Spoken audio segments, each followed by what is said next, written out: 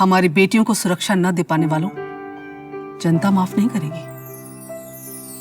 चलो हालात बदले, देश की सरकार बदले, भाजपा को वोट दे, अब की बार मोदी सरकार। ये एड्स और ऐसी अनेक एड्स बीजेपी ने 2013 में टीवी चैनल्स पर चलाई और इन एड्स को अगर आप ध्यान से देखें तो ये कहती हैं कि केवल और केवल नरेंद्र मोदी और उनकी बीजेपी पार्टी ही भारत की नारी जाति को संरक्षण दे सकती है, उनकी रक्षा कर सकती है। और जो यूपीए सरकार है मनमोहन सिंह जी की, वो इस मामले में नाकामयाब हुई है। वो आम औरतों की देखभाल या उनकी सुरक्षा करने में जघन्य घटना घटी थी, जिसको हम निर्भया कांड भी कहते हैं। 16 दिसंबर 2012 को ये कांड हुआ था और उसके एकदम बाद ही इन्होंने ये एड्स चलानी शुरू कर दी थी, क्योंकि 2014 में इलेक्शन थे और ये एक ऐसा मुद्दा मिल गया था। उनको लगता था कि वो जनता को अपनी तरफ कर पाएंगे, जनता के आक्रोश का फ़ायदा उठा करके उस आक्रोश को अपने लिए वोटों में तब्दील कर लेंगे। और ऐसा हुआ भी बाद में, लेकिन पहले हम वहाँ तक रहे कि वो निर्भया कांड का भरपूर फ़ायदा उठाया।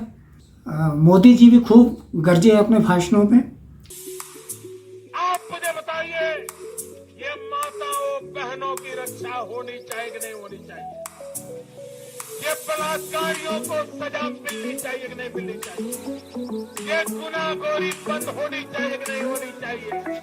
और पार्लियामेंट में स्मृति ईरानी जी ने और सुषमा स्वराज जी ने, जो अब नहीं रही हमारे बीच, तब वो वहाँ पर उन्होंने भाषण दिए थे, जिसमें निर्भया को तो उन्होंने श्रद्धांजलि जो देनी थी दी, जो साथ ही उन्होंने सरकार को भी आड़े हाथ लिया। उसके साथ उसका पुरुष मित्र भी था। तो ना तो घटना देर रात की है और ना लड़की अकेले थी। 23 बरस की फिजियोथेरेपिस्ट महिला 9:30 बजे एक बस में बैठती है द्वारिका जाने के लिए, और अंदर जो बैठे हैं उनमें से कोई भी यात्री नहीं है। वो एक तरह का नापाक इरादा लेकर बैठे हैं। वो उस महिला के साथ छेड़खानी करते हैं। उसका पुरुष मित्र रेजिस्ट करता है, लड़ाई लड़ने की कोशिश करता है, तो उसके सिर पर रॉड्स मारते हैं, लोहे की छड़ें, और उसके बाद उस बच्ची के साथ दुष्कर्म करते हैं और गैंग रेप करके उसको बस से नीचे फेंक देते हैं। लेकिन ये एक अकेली घटना नहीं है अध्यक्ष जी, आए दिन ये घटनाएं हो रही हैं। साबित करने की कोशिश की गई कि सारी गलती जो है वो सरकार की बद इंतजामी से है। आखिर कैसे हो गया दिल्ली जैसे शहर में ऐसा कांड? मनमोहन सिंह सरकार ने पहले तो उस पीड़िता के लिए अच्छे से अच्छी मेडिकल केयर का इंतज़ाम किया, पहले भारत में और उसके बाद सिंगापुर में। साथ ही उन्होंने जस्टिस वर्मा कमीशन बिठा दिया, जो ये रिकमेंड कर सके कि हमारे कानूनों में ऐसी कौन सी तब्दीलियां चाहिए जिससे कि भविष्य में ऐसा कांड फिर ना हो सके।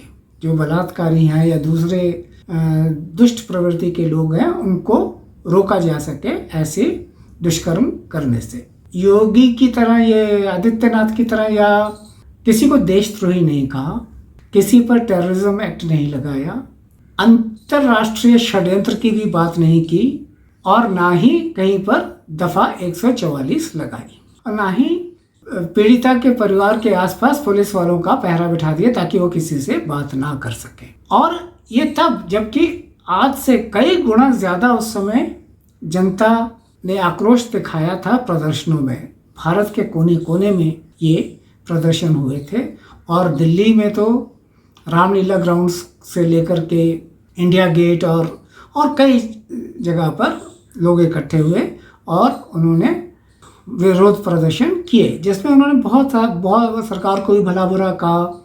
लेकिन साथ ही साथ बीजेपी जो थी, या भाजपा जिसको हम हिंदी में कहते हैं, उनके लोग जो हैं इन प्रदर्शनकारियों में मिलजुल गए और उन्होंने जनता को और भड़काया। खैर, इस सब शोर शराबे के बीच में मनमोहन सिंह जी स्वयं एयरपोर्ट गए निर्भया का पार्थिव शरीर रिसीव करने के लिए उसको, जो कि एक आदर भाव था दिवंगत पीड़िता का। जो जस्टिस वर्मा कमीशन ने जो भी रिकमेंडेशंस दी थी उनको मद्देनज़र रखते हुए एक एक्ट भी पास कर दिया गया, जिसके तहत बहुत सारे कानून में बहुत सारी तब्दीलियां लाई गई। सबसे पहले तो बलात्कार शब्द की परिभाषा को बदला गया। लड़की औरत का पीछा करना, ताका झाकी करनी, आवाज़ें कसनी या उसके साथ किसी प्रकार की ज़ोर ज़बरदस्ती करनी, एसिड फेंकना, बलात्कार करना या विक्टिम शेमिंग करना, यानी कि वो पहले पीड़िता हो और फिर उसके ऊपर ही गलत इल्ज़ाम लगाए जाए, तो इन सबको भी इस एक्ट के तहत सज़ा के काबिल बना दिया गया।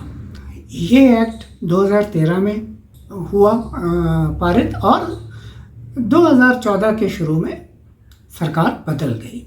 मनमोहन सिंह जी के पास इतना टाइम नहीं था कि वो सारे शासन तंत्र को सुधार सके। जैसे ही नरेंद्र मोदी सरकार आई तो उन्होंने क्या किया? सबसे पहले तो उन्होंने मोर्चा संभाला भारत को कांग्रेस मुक्त करने का। अब वो भूल गए थे कि उन्होंने कुछ वादे किए हुए हैं जनता के साथ, भारत की औरतों के साथ, भारत की नारियों के साथ। वो वादे सब ताक पर रख दिए गए और वो लग गए भारत को कांग्रेस मुक्त करने में। उनके साथ अमित शाह जी भी थे, जो उनके प्रगाढ़ मित्र हैं।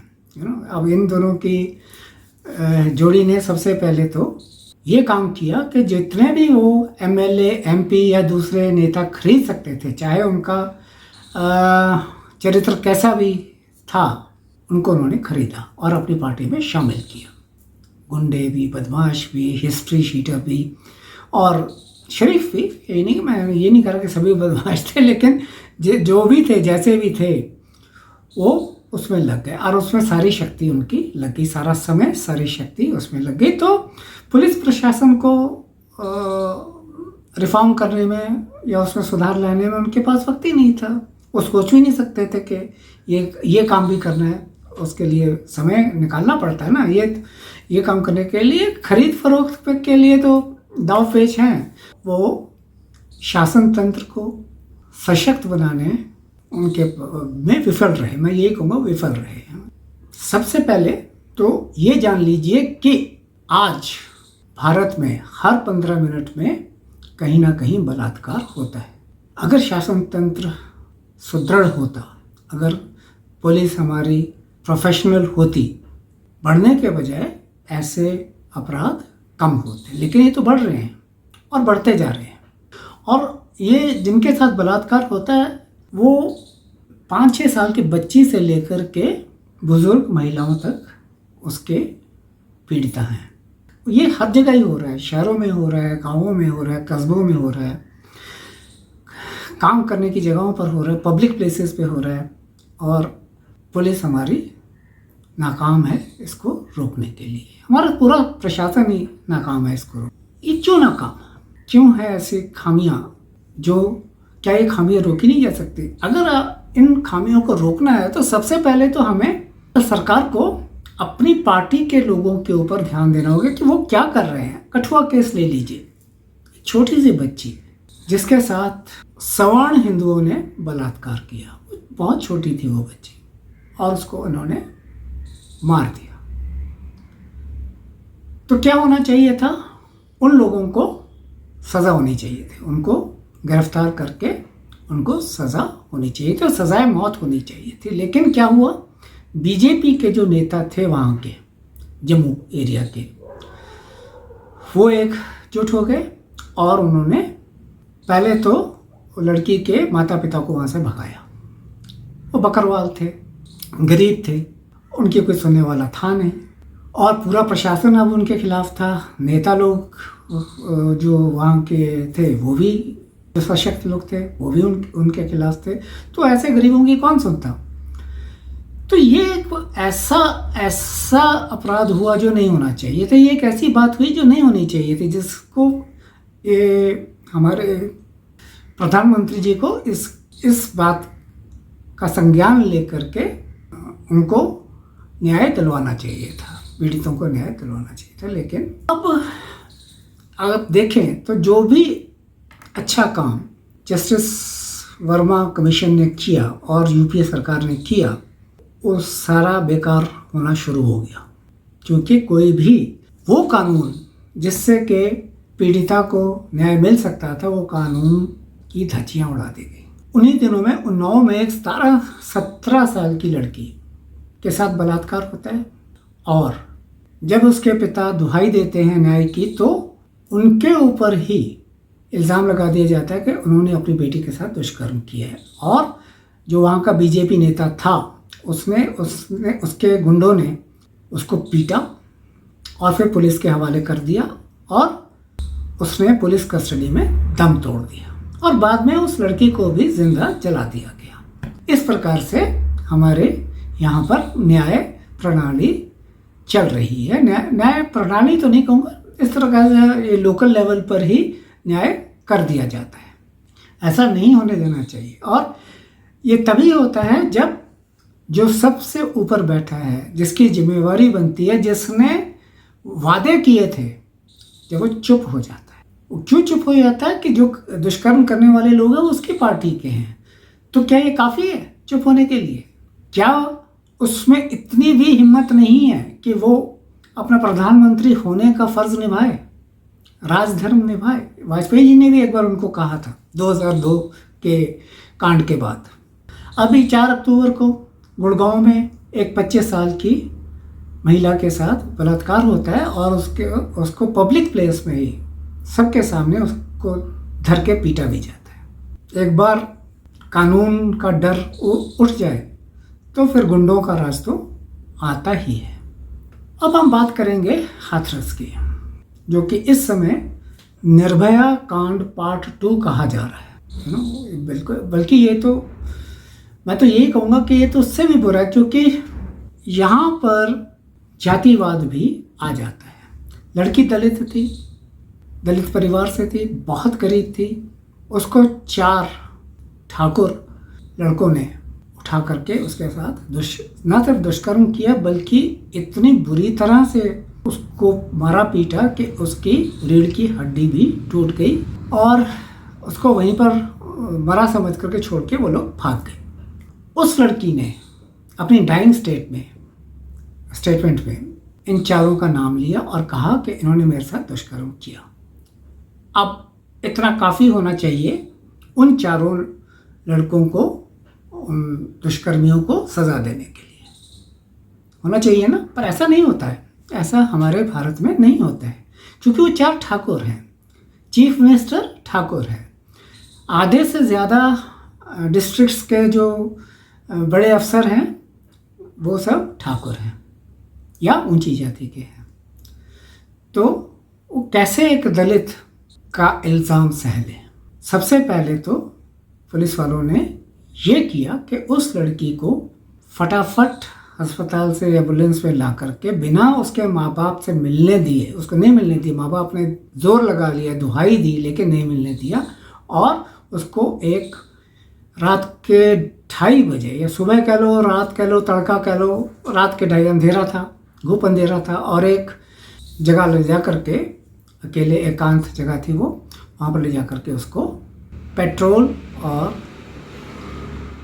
मिट्टी का तेल डाल करके उसका अंतिम संस्कार कर दिया। अगर आप इसको अंतिम संस्कार कहते हैं, बड़ी अजीब बात है। ये हिंदू थे, दुष्कर्मी भी हिंदू थे, पीड़िता भी हिंदू थी, पुलिस वाले भी सब हिंदू थे, और हिंदुओं के संरक्षक सेंटर में भी बैठे हैं, और यूपी के चीफ मिनिस्टर भी अपने आप को हिंदू के रक्षक बताते हैं। और फिर भी इतना घोर अन्याय किया गया एक हिंदू लड़की पर। शर्म की बात है हम सब के लिए, एक कलंक है ये। हिंदू कौम पर तो है ही है, लेकिन ये पूरे देश, पूरे समाज के माथे पर ये कलंक है। और ये बात कभी बाहर ना आती, ये जो कुछ भी इन पुलिस वालों ने किया है या आम जो उन ठाकुर लड़कों ने किया है, ये कभी बाहर ना आती अगर तानुश्री पांडे नाम की इंडिया टुडे की पत्रकार बहादुरी ना दिखाती, वो भी इस ज़माने में जबकि हमारे पत्रकार जो हैं वो सरकार की गोद में बैठने के लिए पूंछ हिलाते फिर रहे हैं चारों तरफ, मेरे को बिठा लो, मैं उससे ज़्यादा आपका वफादार हूँ, काऊँ काऊँ काऊँ करते उनके पीछे घूमते हैं। ये समझ रहे हो, वो एक इशारा करते हैं तो वो किसी के ऊपर भी भौंकने लग जाएंगे। आप एक रोटी का टुकड़ा फेंको और इन लोगों से जिसके ऊपर मर्जी उनको भौंकने के लिए कह दो, ये भौंकेंगे, ये भौंकते हैं। लेकिन ऐसी अवस्था होने के बाद भी हमारी पत्रकारिता की इसने तनुश्री ने और चित्रा त्रिपाठी ने दिखाया कि उनमें दम है, उनके अंदर संस्कार हैं, उनके अंदर मॉरल वैल्यूज़ हैं। उनको मालूम है कि पत्रकारिता का क्या धर्म है, उनको मालूम है कि जुल्म के खिलाफ आवाज़ अगर अभी ना उठाई तो जो भी बचा हुआ है वो भी ख़त्म हो जाएगा। तनुश्री पांडे ने धमकियों का सामना करते, पुलिस की धमकियों का, ऑफिशियल डम की धमकियों का, बाबू राज की धमकियों का, जो बाबू लोग हैं उनकी, बड़े बड़े अफसर जो हैं उनकी धमकियों का, या लोकल पुलिस के रोकने के बावजूद भी उसने पूरी इन्वेस्टिगेशन की, उसने सब कुछ कैमरे पर रिकॉर्ड किया। जो श्रीमान चीफ मिनिस्टर साहब हैं, मुख्यमंत्री जो उत्तर प्रदेश के, वो क्या कर रहे थे? सबसे पहले तो उन्होंने ये कहना शुरू किया कि उनके खिलाफ, उनके विरुद्ध अंतर्राष्ट्रीय षड्यंत्र किया गया है। अब किसी ने भी, या खुद मुख्यमंत्री साहब ने ये नहीं सोचा कि मैं इल्ज़ाम जो ये लगा रहा हूँ अंतर्राष्ट्रीय षड्यंत्र का, तो ये इल्ज़ाम तो फिर पुलिस वालों पर भी लगता है। आखिरकार वो पुलिस वाले ही थे ना जिन्होंने उस लड़की की लाश को जलाया, उस पीड़िता की लाश को जलाया आधी रात को। वो पुलिस वाले ही थे ना जिन्होंने सारे गांव की घेराबंदी कर ली और किसी को मिलने नहीं दे रहे थे। वो पुलिस वाले ही थे ना जो रिपोर्टरों के धक्के मार करके बाहर कर रहे थे। वो पुलिस वाले ही थे ना जिन्होंने श्रीमती प्रियंका गांधी वाड्रा के कपड़ों समेत उनको खींचा। पुरुष पुलिस वाले, महिला पुलिस वाले नहीं थे। वो वही पुलिस वाले थे ना जिन्होंने डेरेक ओब्रायन और राहुल गांधी जैसे नेताओं को धरती पर धकेल के गिराया, धक्का मुक्की की। तो ये कौन सा षड्यंत्र है? ये फिर पुलिस वालों को क्यों नहीं उस षड्यंत्र में शामिल माना जा रहा? ये तो अब हमारे मुख्यमंत्री बता सकते हैं, हम तो नहीं बता सकते। या फिर उसके लिए शायद वो सीबीआई एक जांच बिठा देंगे कि कौन कौन सा पुलिस वाला इसमें शामिल था, क्योंकि नेता अपने को बचाने के लिए कुछ भी कर सकता है, वो इन पुलिस वालों को भी टांग सकता है।